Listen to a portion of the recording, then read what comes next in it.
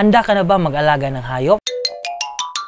Mahirap ang mag-alaga ng hayop. Masasabi mong handa ka na pag meron ka nitong apat. Una, ang budget. Kasi habang buhay mo sila aalagaan tulad ng tao. Sila ay naliligo, kumakain, nagbabawas, at iba pa. Pangalawa, ang time. May panahon ka dapat para mag-alaga, makipaglaro, at mag-ehersesyo para hindi sila sakitin. Pangatlo, ang commitment. Tulad ng sinasabi tuwing may kasal. Through thick and thin, in sickness and in health. Ganito rin ang pag-aalaga. Pinakamahirap kapag magkakasakit na sila. Kasi mafe-feel mo na ikaw rin magkakasakit. Ngunit dapat handa ka sa anumang pwede mangyari sa kanya. Hindi pa naman din natin sila makakausap, kaya ang ginawa natin, pinapakiramdaman lang natin sila. Mas mainam magpakonsulta agad sa mga veterinaryo as soon as possible para magabayan tayo kung ano man ang dapat nating gawin. Pang-apat at ang panghuli ay magkaroon tayo ng mahabang pasensya. Dapat marami kang baon nito para happy ka lang at hindi magagalit kung anumang gagawin nila, lalo na sisirain yung mga gamit mo. Tulad nitong mga puppies, tumutubo pa yung mga ngipin nila. Kaya ang nangyari, sobrang kate. Kahit ano na lang ang kanilang hinangat-ngat. Ang worst pa talaga, namimili na mamahalin na gamit